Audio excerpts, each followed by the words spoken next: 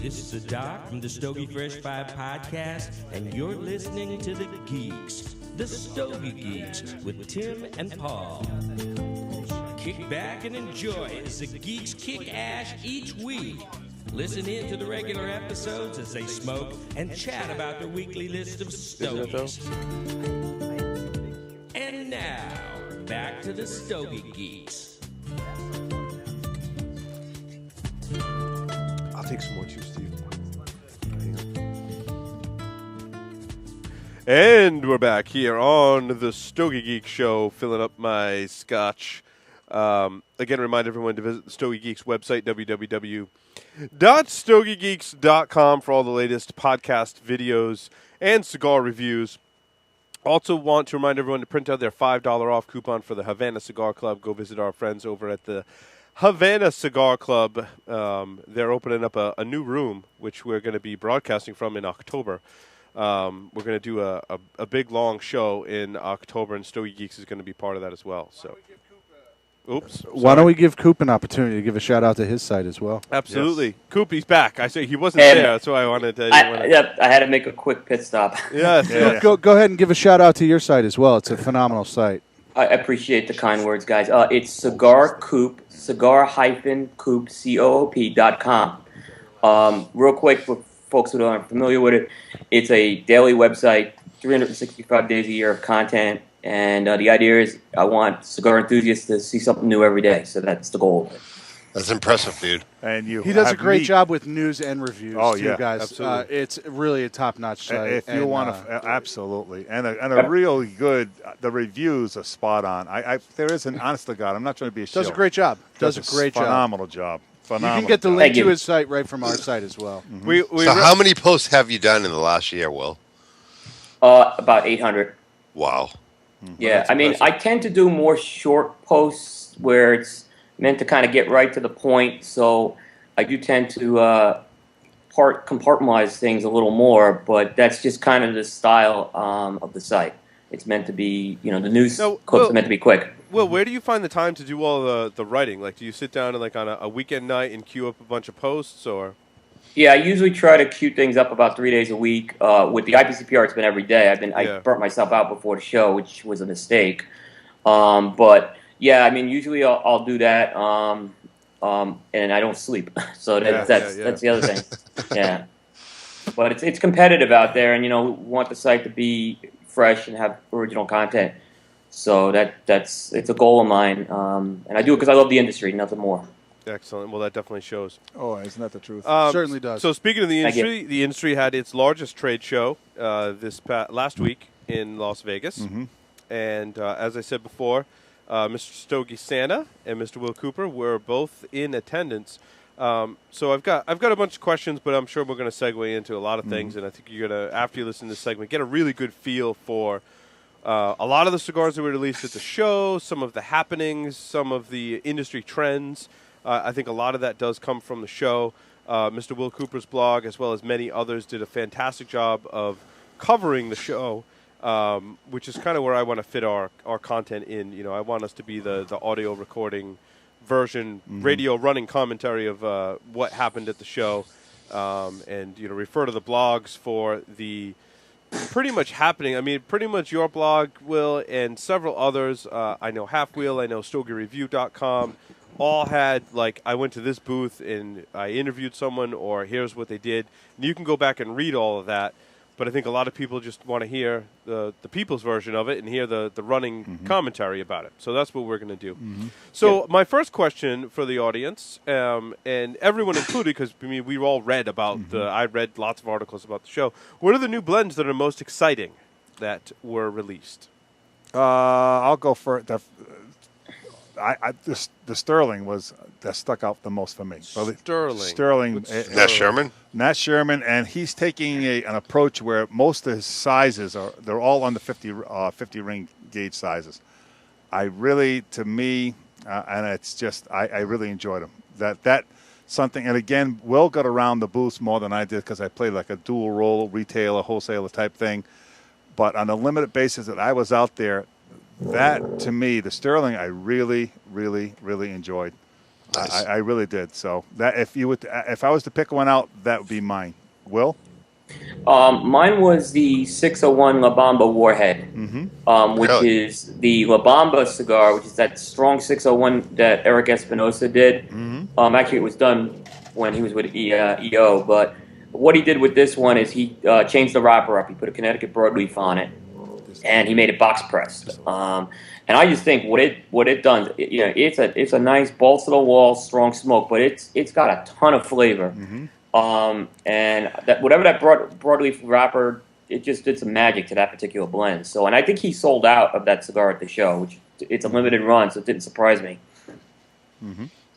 Mark Jr., what about you? I have a few things on my radar. I'm really looking forward to the new Crown Heads, the J.D. Howard Reserve.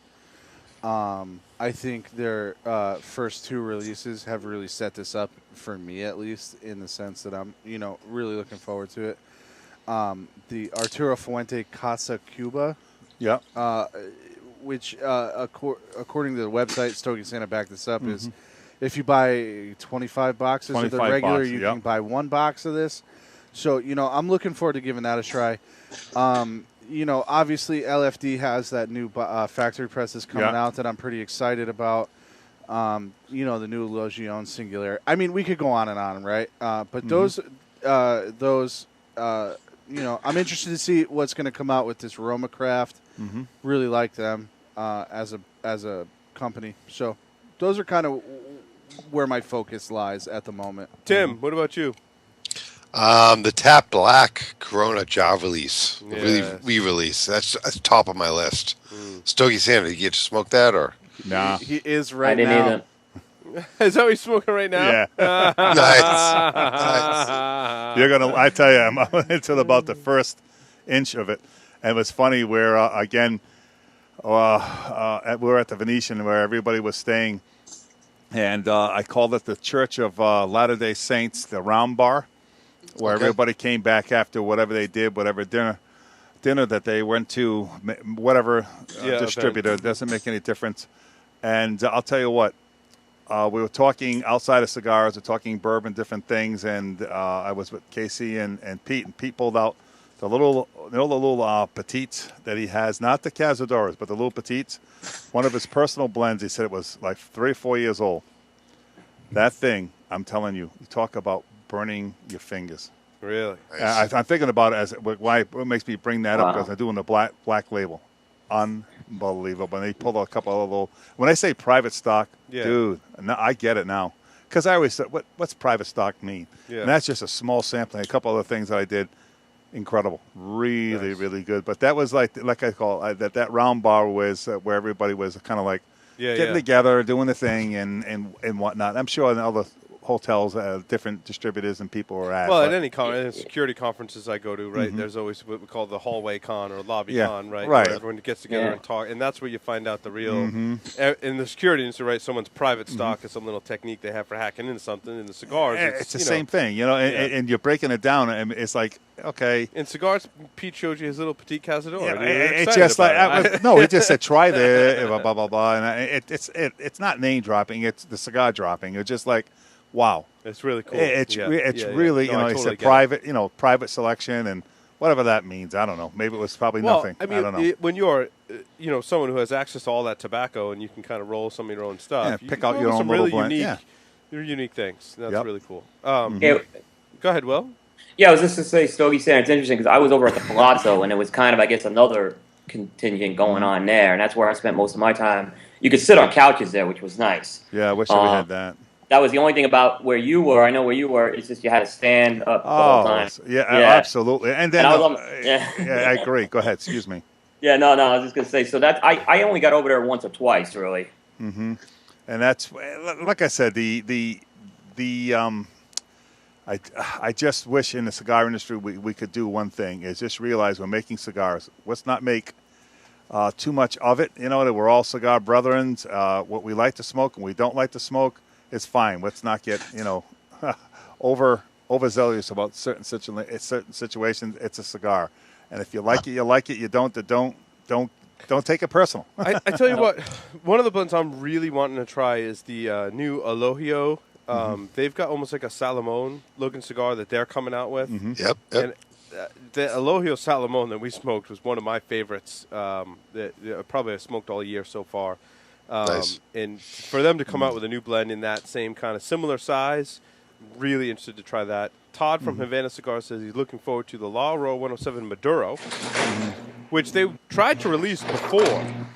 We've been talking about that for a couple of years now. Yeah.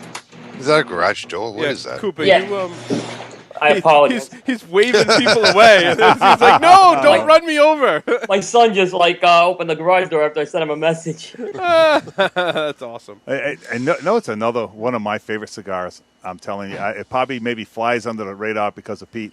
KC put out that. You ever tried the little Maduro, the 44, 4x44? Yeah. Anyone tried? Will, you try that at all?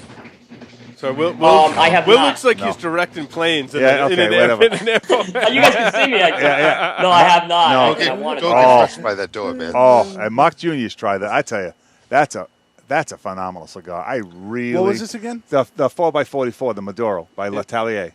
Yeah. Oh God, I'm telling you, I may sound like a shill when I say this. That could be a top 20 cigar of 2013. I'm going to go out and say that. You don't think I'm crazy? No, yeah, it's I'm solid. telling you, Oh, Casey's, no. Casey's Absolutely, done that's some one of the great better things. cigars that's I'm been really, released this really year. impressed what he's done. And like I said, that and the Lat 46 is another one I really enjoy. He's done, it's just got into the Those are cigar full. industry. Those are really full bodied. Yeah, but great flavor. Great flavor. The 46 is sneaky strong. Sneaky strong. I enjoy that. But anyway, Now, Todd from Havana Cigar Club also says the new LFDs. What's coming out from LFD? they got the They box. got price. quite a bit coming Yeah. out, as a matter of fact. I just pulled it up on Half Wheel, so they got the factory press Factory Limitado. press, Limitado. We got those. They got the limited edition box press chisel, And with then the they got Brazilian Tony's, wrapper. what's that? What do they call Chapter it? one. Tony's, Chapter one. Lito's, They have a new release of the A's coming out. They expanded their Tubo release. They have a new Digger coming out. the Digger. But what's the one Tony's son? I got that. But wait, what's now the Digger and the A? Those are gigantic cigars. Yeah, the Digger is like. Yeah, but the A's pretty fantastic. Yeah, the A's fantastic. The Okay. Digger, all it is a 700 Maduro on steroids. Gotcha. Just bigger. Yeah. It's not stronger. Yeah. It's for $9. You want to smoke a stick that's like 8 inches long. Yeah. Knock yourself out. But Lito's son Tony, what's the one he put out? Oh God, it comes. Chapter 1. Chapter 1. Yeah, that's the Yeah. other one he put out. Yep. So, the Alpha he's got some decent stuff coming out. Decent. So what are some of the new trends? Oh, go ahead, Will. Sorry. They're also redoing the LG with the 2013 vintage. Right. And, I was talking to the LFD guys, and they were saying that's like one of the ones to really watch. That's one's not getting a lot of buzz, but they said that's one to really watch because they thought it was real good. Yeah. And then they're still trying to I do like the vintage series too. So Yep. Love them. Yep. Aged really well. So what were some of the trends that you guys? The first trend I saw, you didn't see like last year. Well, if you notice, especially, I'm just picking out Tat where people are putting out 7, 8, 9 different releases at one time. Yep. You don't see that at this show. That's the biggest trend that I saw. You know what I mean? There So was like 1 or 2 or 3 releases at most. That was Except the for big. General. Except for General. General's General, but But they were over the top. again, I'm not going to go there. But it's just that's what I saw. It's not how many you're putting out. And the other thing that So more about quality rather than quantity. well, not so much. I mean, quality should be there all the time, but the quantity is not as much. And I don't know, Will, if I'm going down the right road with this, you can help me out and tell me to shut up as I go. What I find in our industry, we try to distance ourselves from tobacco or cigarettes and whatever. When I see all the hookahs and things like that, I don't know. That troubles me. Will, how do you feel about that? I agree. I mean, I know it's a cigar and pipe retailers, but that's the part, when we hear the whole FDA thing and we're trying to distance ourselves from children and stuff. I don't know. I don't know why it's there, especially when there's so many cigar manufacturers. I'm hearing there's a waiting list for booths next year. Absolutely. So why does that need to be there? I agree with you. I really do. I talked to Rob Levine, and Rob Levine, the heavy hitter. All right, the wrong guy, but I look at it. I'm saying, why are we, like you're saying, we got a waiting line for booths? Can we be more selective? So there's a lot of hookah manufacturers. That's everywhere, and e-cigarettes and things like this here. What about packaging in general? What I'm worried about, Will hit on a very key word: FDA. We're under scrutiny on everything we do. You know, if they ever walked in and saw that, they'd probably go crazy. They really would. Yeah, and I was concerned about what Eddie Ortega did with his minis. Yes. And nothing against the cigar. Oh, I know. That's where I was going, Coop. I mean, if you're going to package stuff in convenient 3-count boxes, you know, it's going to show up at 7-Eleven, that's bad, man. Yep. That's bad for the industry as a whole. It really is. But, you know, it's a culture thing for me. So I kind of sometimes I think about if I'm going to a party or a cookout and I don't want to light up a cigar that's going to put out a lot of smoke or, you know, one of my friends, you know, you smoke in their house, but you don't want to light up something that's going to really, you know, put out all this, you know, huge cigar smoke. Well, maybe I'll get some little minis. And then I'm like, it's not what I'm about as far as cigar culture goes. It's not the experience that I want to have. I want to sit down. I want to enjoy a cigar. I don't want this short little thing to just fill time in here or just there. Just get a Petit Cazadori. Yeah, something exactly. like that. Yeah, you know what I mean? Yeah. That's all you got to do. I don't know. That concerns me greatly. I don't know. Who am I in a grand scheme of things? I don't know. But I think the thing is you want to sit down for at least an hour and enjoy a nice cigar. Oh, absolutely. Yep. And another trend you're going to start seeing too, and I don't know if you were talking to the Altadis, the Rockies, the Ashtons, et cetera, what they're going to start doing with them, instead of put them in the middle of the floors, you're going to see them in corner positions where you go and look at Elohio, even Ocean State Cigars or Small People. They're not really going to search them out as much. So you're going to see those more in the middle of the floor aspect next year as the cornerstones or Ashtons and build around. Smart move. I think it's really smart. That's another, if you want to call it, trend that you see behind the lines. And I think that show, it's more than just new releases. You just see different things and the makings of what they could do behind the lines. The people that show, there's a lot of work that goes in that more than just what's new at the show. So, you know, I got a new line. What about larger ring gauges? That's, me and Will touch that. They're in. 70 aren't going away. No, but on the flip side. What about Lances, though? Lances seem to be coming. Lances and Coronas that's more of a northeast thing, I think, that you see. Okay. But, like, if anyone, I'll throw this out. This is my personal opinion. If anyone can blend a large ring cigar, the first person that comes to mind is me, is EPC. Absolutely. Well, but yep. On the flip side, and I'm just saying this as a consumer and what I see at the B&M, you look on Asylum, you look at $6 or $7, and in the northeast area where we're at, I'll get that. I can smoke that for an hour and a half, and I get my money's worth, so to speak, not flavor. Those are huge sellers. Huge Asylum, sellers. 60 rings and above, 80. Huge sellers. And guys like them. Yeah, guys like them. But then you got the 70 ring inch. That's almost $10. It's I don't see the transition there. I'm not saying the cigar is bad, but it's too much money. I had an inch, and I smoked while I was in my pool because it's a good pool cigar. It's nice and hardy. It's got a nice, hardy wrapper on it, and it got splashed on, and I was disappointed. Right. Did you visit the CLE booth at all, Will? Oh, it was like mayhem there. Yeah, I did. It got voted. What was it? The best display and whatnot with Christian and Mr. Caldwell. I burned my fingers on that. They've done a great job. Really they really have. Really have done a good job. Christian's a smart guy. There were two booths that kind of had this like team feel to it. Right. One was the CLE booth, and the other one was the Emilio booth. Right. Where it was a team of manufacturers that are obviously being distributed by one. And it was a real interesting dynamic, I thought, with those two booths. And we know it's a dynamic that Christian, I think, is using more so than anybody else, is the female salesmanship. You notice that? Yeah. Hang on one second. Yes. Kick that fan on. The button in the very front of that fan, the gray fan.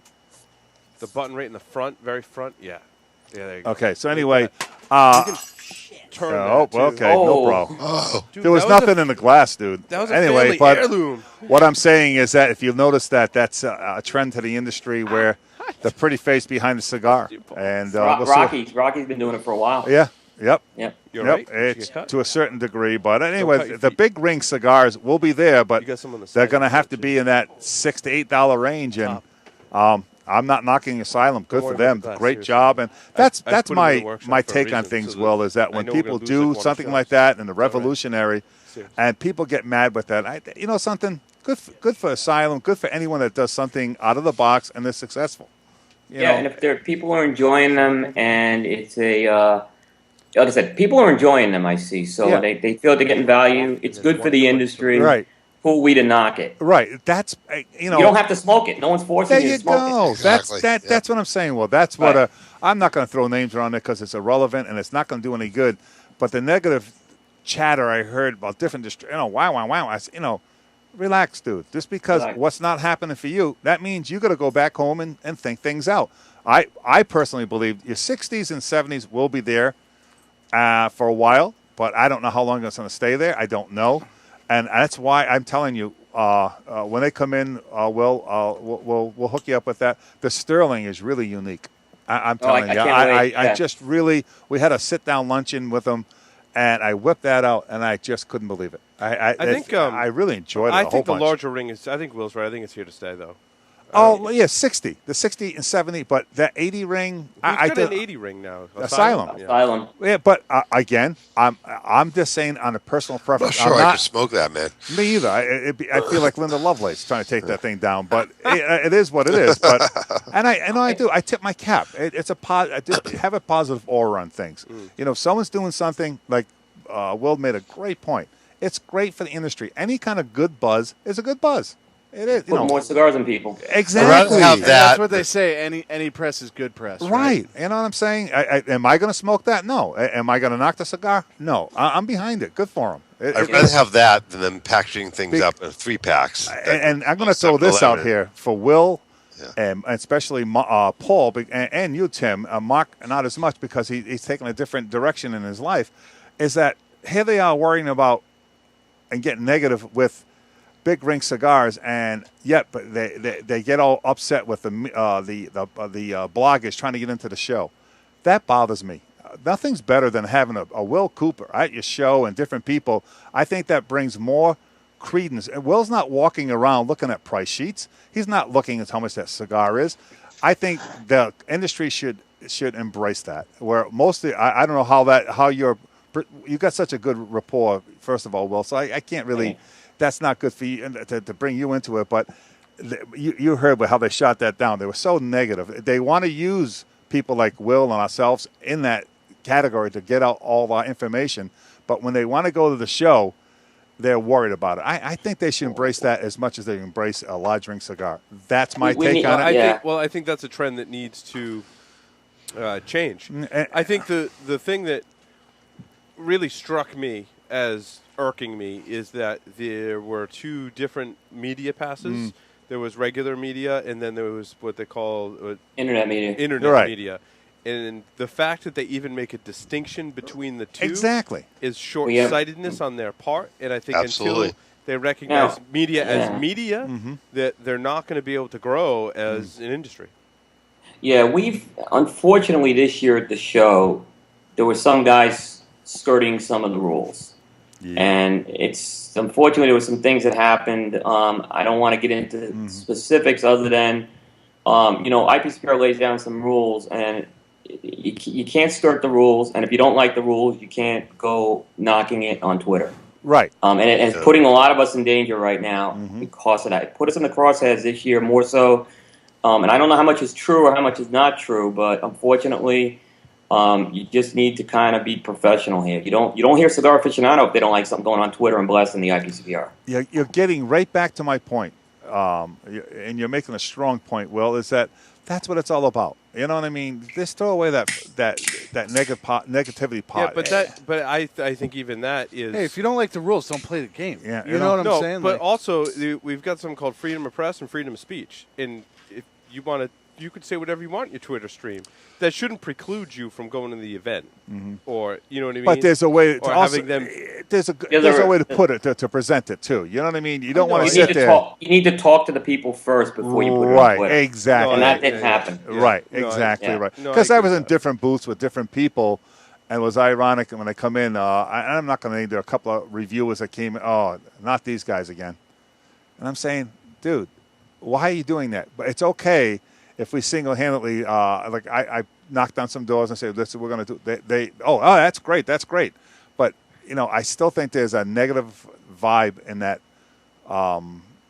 the electronic media. There's too much of a negative vibe. That's my. Maybe I'm part of it. I don't know. I think it's going to be a slow transition before any of that gets I think it's going to be a long transition. Yeah, it's a long road. If anyway, you have relationships with the manufacturers, you didn't have a problem. It's because they know you. So a lot of guys, I was fortunate they knew me. I didn't really have any issues at the booths for the most part. No, because of the way you present yourself, Will. That's what it's all about. Speaking of the booths, what are the manufacturers? From what I heard, the manufacturers had a view of 60 ring plus ring gauge cigars different from the consumers. Is that true? What's that again, now? The manufacturers have a different view of a 60 ring plus cigar than do the consumers. Well, I think you could turn that around. Is what the consumer wants. Yeah. You know what I mean? But it's not. So I think what people said, what I read was that a lot of the manufacturers, and even Todd from Havana Cigars confirmed this too, that the manufacturers like, yeah, we're putting out a 60 ring.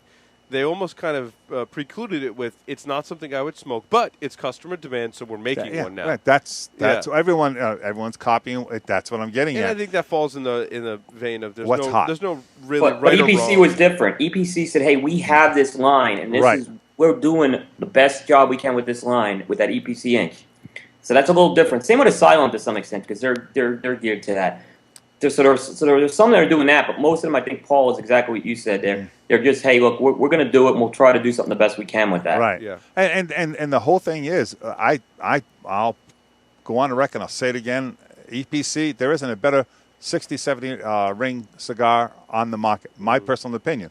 But they put such quality, high priming in that cigar, and it doesn't get cost effective. Where that 60, 70, and even 80, when people see that under $8, they're going crazy for it. It's just it's not only the size, it's a combination of the two: the size and the price point. It truly goes hand in hand. And Asylum is knocking it out of the ballpark. I was talking to two of the reps. They were telling me the numbers they were doing. It was astronomical.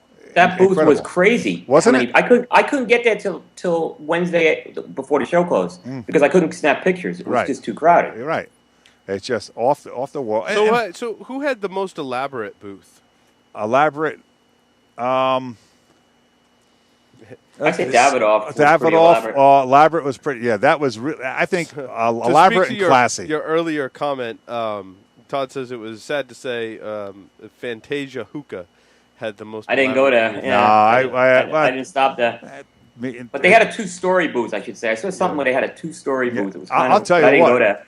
And even I found Drew Estates. I was waiting for some kind of Disney World effect with that, and they were pretty tamed. The word is they're going to change the booths next year, Drew Estate. I've heard talk about that. Mm-hmm. You know what's funny? You mentioned that Davidoff. One of I work in the transportation industry as an account manager, and those Davidoff display cases that they're shipping to their vendors. Oh, the you wait till you see things, I have seen them because my customer in Cranston, Rhode Island, makes those. Okay.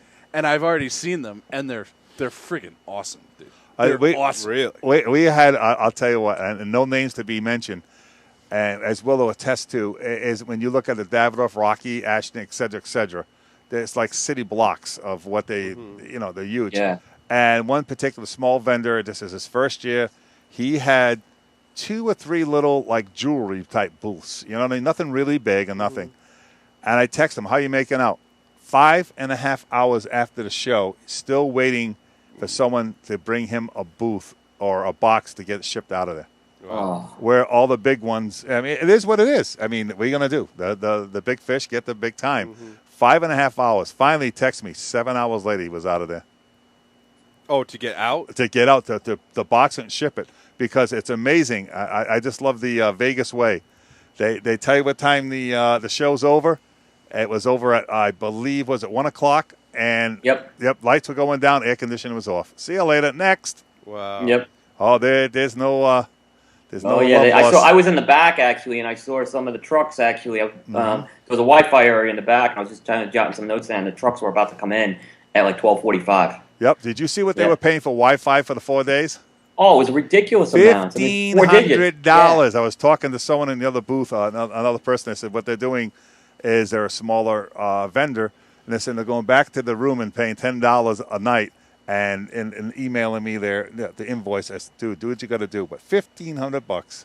That's crazy, isn't it? It's just for that. So it really is. It's almost like I don't know if I want to call it tent city, but it is. It's like a little community in itself. It's interesting outside of cigars to watch and see. Of course, you're going in for cigars. Don't get me wrong, but it's really an interesting scenario. And I don't know. I talked to quite a few people. I didn't think there was a record attendance. I thought it was just the opposite. Really? I think Stogie Standard, they're saying record sales. Sales, right. Yeah. And I think it's really right. The attendance was down, which in the long run, some people will agree and disagree. Sometimes having less people that are not passionate about their cigars and their shops and whatever, because if you don't, it's like not having them part of our group, so to speak. It's not a positive thing. So you have less people and more sales. It's not a bad thing either. It truly is, because the industry, and with the FDA behind us, it's a scary scenario. So what were some of the new blends that were the least exciting? The least exciting? That's a great question. I'll tell you. Can I start off with this one? Sure, go ahead. I'll tell you what. I didn't mean to interrupt, but no. I was really down with the Rogue. I didn't. I had the pre-release of that Gurkha Rogue. Mm-hmm. And I tell you, I had it at the show. I had several of them. I don't know. I'm just kind of worried about that blend. Maybe it was young, but I know that cigar got a lot of buzz, and it just really let me down at the show. Really? Yep. I just look at there's nothing. I look at the general line and what they do. Mm-hmm.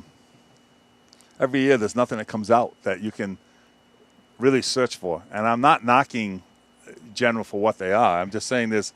Last year it was what was that thing with the ring around the cigar, Will? Well, that was a Foundry. And Foundry. They exploded that line this year. There's 20 blends now. Yeah, it's 20, and they had a little booth inside the booth with that. And I smoked that thing numerous, and I can't. It's not my profile. I just don't get it. And what General does, I mean, they sell, and good for them. And I'm not knocking it, but I just don't. Anything they put out new, I can't. Except for the Benji, by the way. Well, you probably know this. The Benji's coming out with a Churchill, and Benji Menendez, and it's going to be a regular production all year long. All year. Yep. All year long. Good. All year long. I know it. All year long. I need some more Roch. So wait, that's Partagas, which is General or General. General. Yeah. General, no one touches them with packaging, in my opinion. I mean, they're great with packaging.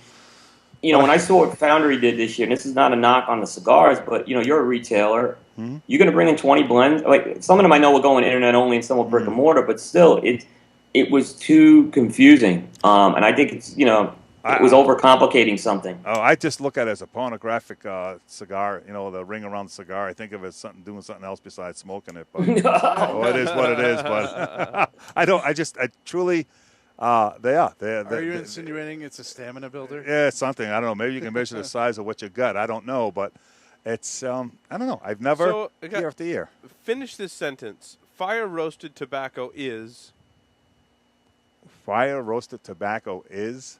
I think it's a game changer. Yeah, you think so? I've smoked the Druid State one. I didn't smoke the one at the show. I had a pre-release of it. Yeah. I've smoked Sam Leccia's. It's going to open a new market. It's going to be you're either going to like it or you're not, but right. I think it's going to open some new avenues in terms of flavor profiles. It could change flavored cigars, particularly if infused cigars go by the wayside. Those are going to be positioned very well, and I think you're going to see. I think you're going to see more manufacturers copying that next year. Mm-hmm. They're going to be trying to do that. Everyone's going to be trying to get that fire cured leaf or fire curing a leaf. I think you'll see it a lot more next year. So is it kind of like in the same category as an acid? No, it's not flavored. Do you think it competes with that market? I think what Will made a good point, because what's happening with the flavored cigar market, it's got a bullseye on its back. So I think what they're trying to do is I wouldn't say replace it. Yeah, but think of something just in case, like along Plan those B, same lines, Plan B, so to speak. What do they taste like? Campfire. Slim Jim. It's like a campfire taste I got from it. I liked it. I actually liked it. But it's not for everybody. No. You're either going to like it or you're not. Todd from Havana says it's the newest novelty, trying to grab non-traditional cigar smokers. I think that's kind of what you guys are saying too. Is that I think as someone that doesn't know what a cigar is. Yeah, you know what I mean. There's something they can have one of those and go, wow, this is. Oh, and again, it's all about profile. It's about thinking outside the box. It's almost like a new profile. That's a good way. It's something. It's something new. And what's everybody do? They come in. It may be the internet or B&M. What are they always looking for? Something new. Yeah. You know, and exciting. Yeah. And like Will said, even if you get 40% of the market, or even 25% of the market, so to speak, it's going to be enough to grab it. I think, from what I think it will be okay. Maybe they can twang it, tweak it, do something with it. Twang it, tweak it, whatever you want to call it. We'll see. Yeah, Game Changer doesn't mean I'm saying it's going to be the revolutionary greatest blend, but what it is it's creating these new avenues now. Right. Well, I think it's important for the industry as a whole to entice new people to come to cigar smoking. And if it's coming up with this new, different way to create a new flavor profile in a cigar, I support it. It doesn't sound like it's something that we're us sitting here and on Skype are really going to jump over head over heels. But think about it again. I keep hammering away FDA. Think about it. It's another way to beat the tax, not anything. Because I think I don't think they'll ever ban flavored cigars, but they'll make it so expensive that it'll kill it that way. They'll tax the shit out of it. That's what they'll do. What's everyone smoking now? I lit up this Illusione Rothschild. Really good. I like this. And this is not an expensive cigar. $4. Right? Oh, my God. $4. Yep. I'd smoke them all day long. Yeah. Is this a B grade tobacco, or is it short fill? Or? No, it's not. It's a regular fill. Yeah. It's good. Yep. I like it. Yeah, it's a decent little smoke. I enjoy it. I don't really know what I'm smoking, but I'm smoking a new size from Tatuaje. Yeah. It has the new 10th anniversary band on it, but it's like a size that I've never seen before. Right. It's almost like a Perfecto, but not quite. It is I think it would have to be classified as a Perfecto, right? Because it does taper at both ends, but it tapers softly at both ends. I mean, it tastes like a brown label Tatuaje. Speaking of sizes, I like the sizes that just taper a little bit on both ends, like an 11-18 Camacho. You're right, exactly. That's a great size. Because I like to I do. I like to like I said, one of my favorite sizes, it's a big size, like the pyramid on the 64s. Yes. That when you get down the last even half a slight taper just in one direction, right? It just compacts the flavor coming down. I'm doing the black label Corona Gorda. How is that? Really good. Muggerini dropped off. We're unable to get him back. Okay. Sorry. This is going to be a hit. What they're going to do now is they're going to be shipping the bundles first. There's a little logistic situation going on with the jars. No big deal. I just want to smoke the cigar. Yeah, exactly. I don't care if it's in a jar or a box. And that's where I got to throw. We went back to you saying with general and packaging. Do you think that's a short avenue of looking at things? Packaging does. Do you think that adds any shelf life or added sales to a cigar? I think it may have a short-term hit, like a short-term bump. I don't think it hits the guys like us who are on Skype, because we go for the cigars. But I think it may go for that casual cigar smoker. I think it gets a bump up front, maybe in terms of some box sales at events. But I think eventually it kind of whittles off pretty quick. Exactly. Because I remember, I think it wasn't Orlando, it was New Orleans. We went down when they come out with the Series N with an N that was not engraved, but it was cut out of the cigar. And, oh, look at that. I'm saying, an N. I smoked a cigar, and it wasn't my profile. That doesn't, again, you don't even see that cigar anymore, even on the shelf. So, again, packaging, like I said, it has a limited shelf life for me. Yeah, but like Macanudo this year, they came out with a high-end Macanudo in a coffin box. Right. That's going to sell because Macanudo sells, and now they'll put those on the shelves around Christmas time. people see Macanudo, nice coffin box, they'll pay a little more. So I think you'll see, something like that. No, I think not us. It's not us. Not us. I think your new well, look at what was they called? The Strata. What was that one? Stradivarius. Yeah. Do you see it anymore? No. Yeah. So I don't know. It gets so pricey, and it adds such a large price to the cigar. If you had to choose just one, what was the best cigar you smoked out there? If I had to choose one, the one I brought. Yeah. No. Okay. Besides that, I'm going to go back. I'm going to be a shill. It was the Sterling. I really Nat Sherman. Yep. Sterling. The Sterling. That was. They've been coming out with some fantastic blends. They really have. And again, Will is hitting the booths harder than I was, so he may come up with a different venue. And he said the same thing. And I mean, that was really good. Do you agree, Will? You agree with Stogie Santa's assessment? Yeah, I didn't have the Sterling. I had the 1930. Yep. Which I thought was amazing. It blew me away, that 1930. It's not a complex cigar. Nope. It's a stronger profile than you're going to see on Nat Sherman.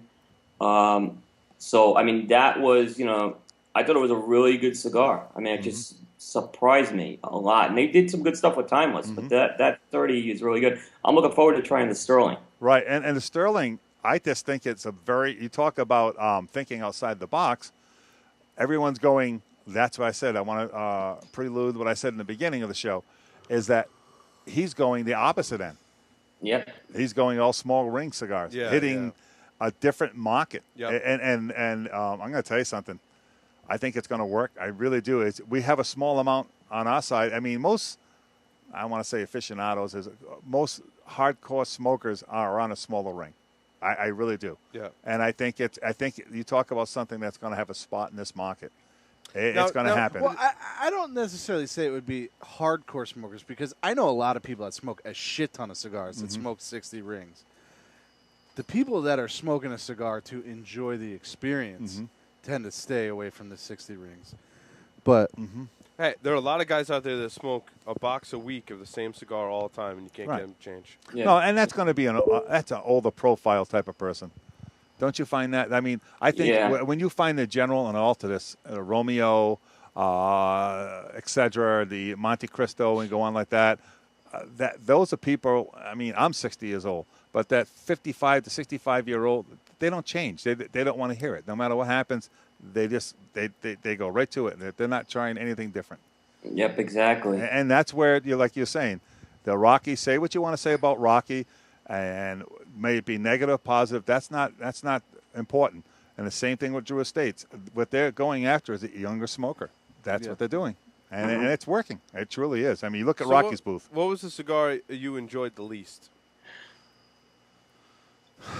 The least. I really. Go ahead, Will. Mine was that Rogue. It was It was a big disappointment. I'm hoping it gets better, but it was right now that one kind of stands up there. I wouldn't say disappointing. I would say young was the East Stunner. Young, very young. I was really amped up for that, because I was saying. Which one is that now? Right here. New EPC. Oh, it's a new EPC.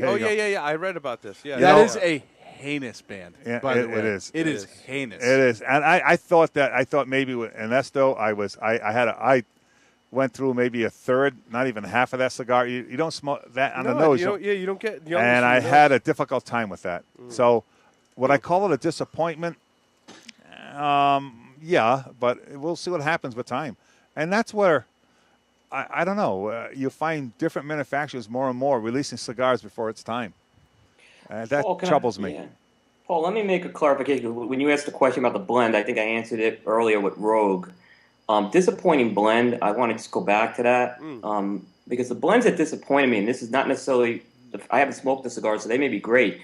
I was really disappointed with the Sindicato releases. The blends just seemed very ordinary and nothing different, just kind of an Ecuadorian Connecticut over some Dominican on one, an Ecuadorian Habano on some Nicaraguan on another. That's the Christoph. Okay. No, it's not Christoph. Sindicato is the new company. What's the other one that was not Sindicato? What was it? It's very similar to that. The new one he put out. Wasn't something not Sindicato? Well, Christoph put out Galardones, but those blends look pretty good. The Christoph blends look pretty good. I know you're thinking of Royal Gold, the Swisher blends. No, I got it. No, go ahead. I didn't mean to interrupt you. That's okay. No, but I haven't smoked the Sindicatos, but that's the company that's formed by all those retailers. Oh, the United Cigars. No, not United Cigars. This is they got Colucci now running it. Jim Colucci. No. So there's a bunch of retailers that have formed this company, and they're going to sell cigars now to other retailers. Okay. They were off in the corner. They were way off in the corner towards the front. Okay. Like I said, the Sindicato was getting a lot of buzz before the show, and the blends just seemed very ordinary. They were talking about doing things out of the box, and I have some friends who were with Sindicato, so I don't want to knock them, and I haven't smoked the cigars, but the blends just seemed to be a disappointment. Now, when you say being a disappointment in an age scenario, or just the profile of it, Will? Just when I look at a profile, another Ecuadorian Habano, really over more Nicaraguan, that doesn't, they don't have the credentials of like a Tatawahe who can do that, who's got history in doing that. And then I look at what Gary Griffith did with his new Emilio Drake, and it's just, that's an exciting blend where it's just different Arapiraca wrapper he's using. Just saying, it's just kind of when I look at the cigar and I look at the profile, there was nothing with the Sindicato that excited me. Okay, that's fair enough. How many cigars did you smoke while you're out there? As much as I drank. No, I was a shit ton. Yeah, a shit ton of smoke. What was happening though at the end of it. That's why I wasn't on a couple of cigars. I don't want to come out and say, because after that sixth, seventh, eighth, the one that you're smoking, you got to be careful. And then at the end palate the palate fatigue. Yeah. And I don't want to pass any judgment like that, because now I was curious. I wanted someone to do this tonight. The Padilla, the new Padilla. Which one is that? I've got a sample of one of those. Do you? Not this one. I've got a sample. That's a brand new one, Padilla. a very limited one, very expensive. And I want someone to try that. Try that. I want to see what. That's not a cheap cigar. Thank you. And I did that at the end of the night, and I don't want to pass. I don't want to pass judgment on it, because it's not fair. My palate was shot, and it wasn't terrible, but the price point was quite high. And I think my palate was just too many cigars, to be honest with you. I just couldn't pick up anything on a cigar. Take care, Steve. And I just this is the E-Runner from EPC. Oh, they come out different size. Yeah, East Stunner, yeah. East Stunner. Yep. So there's just so much going on. Smoked a lot? 20, 30, 40, 50, 60? I would say at least 45, 50. Wow. Well, I had about 42. About 42 was my number. That's a good number. It's a good number. Mm-hmm. Yeah, from Friday to Wednesday I was out there. Through the Life Universe and everything. It was Friday, Thursday, and like I said, in the beginning, and I try to pair everything in the beginning, like what I like in the early. Like personally, I'm not a big cigar smoker of big strength in the morning. I really don't. I can't take those down. I don't enjoy them as much. So once I get something, like a breakfast or a little brunch on me, then I change up quite a bit. Todd said he only smoked 12. That's a much lower number. Yeah, when I was on the show floor, I smoked a lot less. Believe it or not, it went after the show. Yeah, absolutely. You do 4 cigars in a row at night. So what was the best party/dinner? Party/dinner. I would have to say, with all the people there and whatnot, Ashton.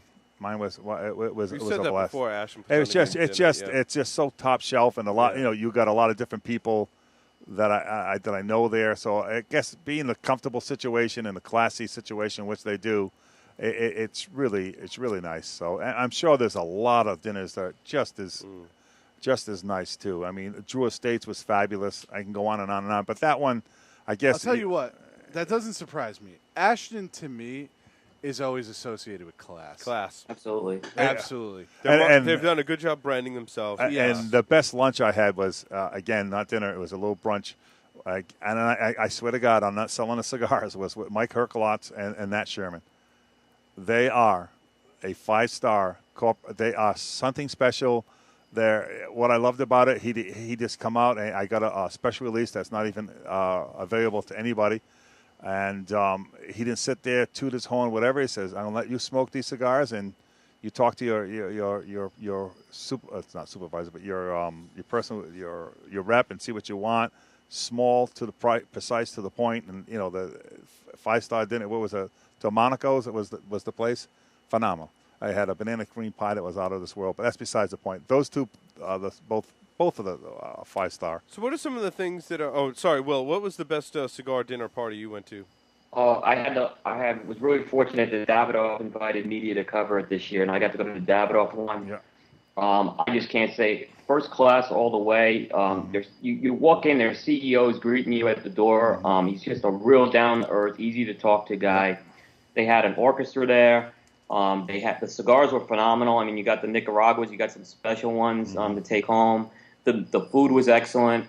They recognized a lot of the retailers. They're very thankful to their appointed merchants. So I think they really want to give back. I was really fortunate. They have that gold, the awards thing that they do all the time. Yeah, I covered that this year. Like I said, we were real fortunate that some people in the media were asked this year because that's normally a retailer thing, and I'm very grateful that they invited us. Yeah, that's a phenomenal. That it's is another class company, though. Yeah. I really respect them coming out. How they just top to bottom, excellent. And then whatchamacallit, you look at all these big rollers like this in the game. They are so friendly, so warm. They are. It's a family atmosphere. It truly is, and that's what something. And some of the better times is sitting around with everybody at if it's at the Palazzo or wherever, the Venetian or whatever, and when you talk outside with may it be from Casey, Pete, etc., Pepin. You can't talk to Jaime and Pepin that much because the English is not as that great, nor is my Spanish. But I like it almost better. I like that too. You know what I mean? You got more of a one-on-one. You're really talking what you want to do. What are you doing next and whatever. I mean, the food, you love that, and you want to. It's more formal, so to speak, and it's really towing the company line and thank you. But those after-hour parties are really special. Right. And go ahead, Will. I was just going to make a comment. Actually, one of the best conversations I had was with Nabil Sabah Belogio and his wife. I actually got to talk to them the second last night, and just a great conversation. And, again, kind of just good one-on-one time with him I got. Right. Isn't that great? So what are some of the most positive things that happened for the three different areas? One for cigar manufacturers, cigar retailers, and cigar consumers. That's a good question. So I'll start off. Todd from Havana Cigar Club answered, and he said, for cigar manufacturers, he said the demand is starting to rise. And I think you said that the sales were up across the board. So that's good. He said for cigar retailers, more and more multiple location retailers popping up. So I think you're seeing larger retailers doing well, which kind of concerns me that if attendance is down, maybe some of the smaller retailers can't afford to go to the show. So that's kind of a double-edged sword, in my opinion. Yeah, well, yes and no. That's a loaded answer to that. I really do. Cigar consumers, more and more choices. More choices. More choices. And what you're seeing, I think, I don't know how Will feels about this. I think the sweet spot in almost any retailer, I'm not talking a cigar bar as opposed to B&M. Cigar bar is totally different. It's a different aspect, different world. But that $6 to $9 cigar where people are looking to get is really opening it up. It really is in the value cigar. You're saying not only the more choices, there are more choices in reasonably priced because let's put it this way: anyone that's spending $10 to $15 on a cigar, it's going to stay in that range. Yeah. They're not going to be hurt as much. That's my opinion. I see at the store. You get someone that's smoking at $7, $8, and they can get something at a little cheaper and with great quality. And the first one that comes to my mind with that is LFD. Well, and these the Rothschilds, exactly. And the value, and you'll see some off spins from Ashton and different Fuentes. The value price cigars at $4 and $5, and they're B grade tobaccos on some of them, and some of them they're not sandwich cigars, but they're. I don't like to use the word cheap because they're not cheap. You know what I mean? They're a good value price cigar to be at, but It does. It opens up a lot of scenarios in that aspect. No, well, what about you? What about the positive things for those areas? The interesting thing from the manufacturers are when you get them all in that one area, and like Stogie Santa used the word tent city. It's interesting though. There's some relationships that can happen at the show, and one thing that happened very quietly was Emilio announced another brand they were distributing, and I believe that kind of was finalized outside the floor. Outside, it didn't happen on the show floor, but I'm sure it happened outside where, there were relationships there where, some of these manufacturers can meet each other and start to build relationships there. So I think it's a good thing because there's some companies that can really be helped by other companies. Same thing with like PDR and Sean Williams. Yep, they're now kind of working together. So I think when you get the manufacturers together in a common setting, it's a good thing.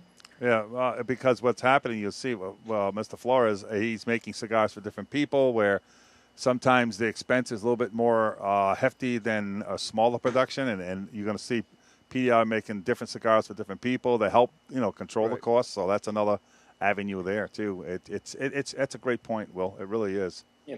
Yep. The retailers, they're getting, there's some incentives they're doing for the retailers right now in terms of some of the show-only cigars, and the one that comes to mind, there's two that come to mind. One is the Satori VI has done that. It's a show-only cigar. The other one, Ladolier did the Extensión de la Racine this year, which you only can get at the show right now. So it's given the retailers something a little different now. They can show up at the show and actually have something that, some reason to go to, hey, I want to get the good sticks, I'm sure it's coming out. Right, because that's what you see in a different manufacturer. That's a super point because that's what it's all about. That's where KC's coming out with a new blend of Latelier. The name is irrelevant, but the point, to get back to what Will was saying, the only buy-in is at the show. You're not seeing these pre-show specials like you used to before. And going to the show, and that's what it's all about. And that's where Pete got really pissed off on Orlando. He was one of the few retailers that he turned around and said, you can only get it here at the show. Right. You know what I mean? And that's how you keep the attendance up on that aspect of it. So. Yeah, Steve Drew's asking if I've tried the Davidoff Nicaraguan blend. I have not. I do plan to get a hold of that, as I do like some of the Davidoff blends. So. Right. It's not like a Claro by any means of imagination. Yeah. Don't get No, I know. No. Few things can be right. But the Nika is a nice little. It's a nice little switch up. It truly is. Yeah, it's almost like they went in and said, Hanky, hey, do what you do normally. Something that's still Hanky Kellner, but use some Nicaraguan tobaccos. Yeah, and Hanky, you see that one? He's doing it. He's branching out his own boutique. That's his son. That was his son. Yeah, son, right. Not Hanky. So his son is doing it. Excuse me. And he gave me one, and I gotta try that and see what's happening. It's going to be. It's not an expensive cigar whatsoever. It truly is good.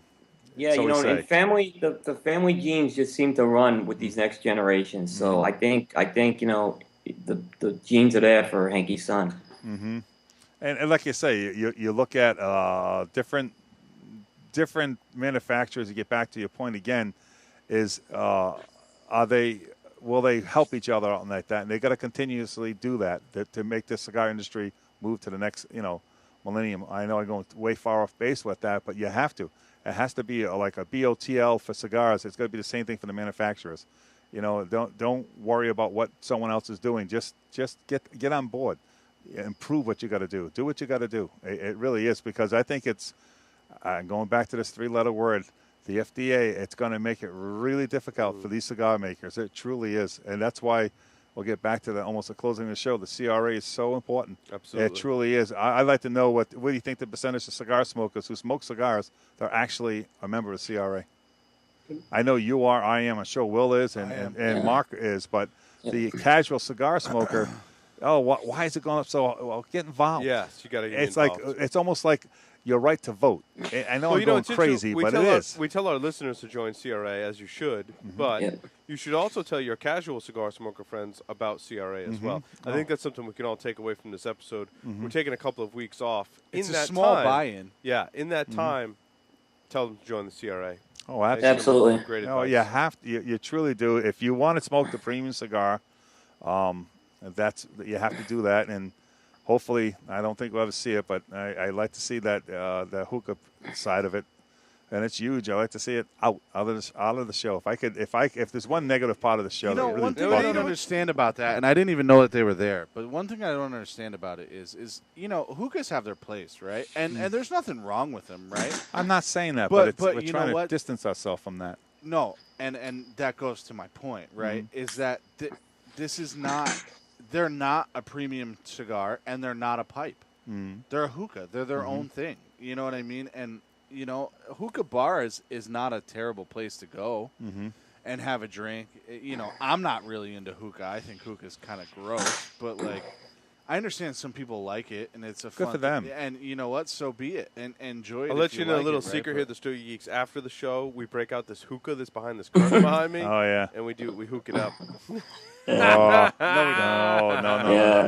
thank you. Speaking of ending the show, we're going to close this one out. I want to thank everyone for listening. Like I said, we're going to take a couple of weeks off. We'll be back the first week in August, as I will be on travel to Las Vegas for yet a different conference, computer security related. But after that, we'll come back and we'll be in full force. And we will not be smoking a hookah on the show, but we'll be smoking probably more stuff released from IPCPR and all the wonderful new blends and brands that are coming out. So thanks, everyone, for listening. Again, reinforce, join the CRA. Encourage your friends to do the same.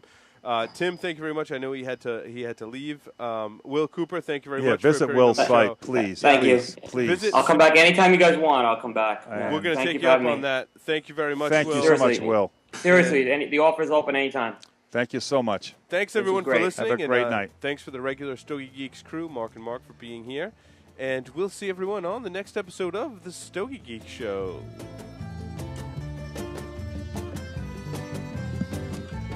Awesome.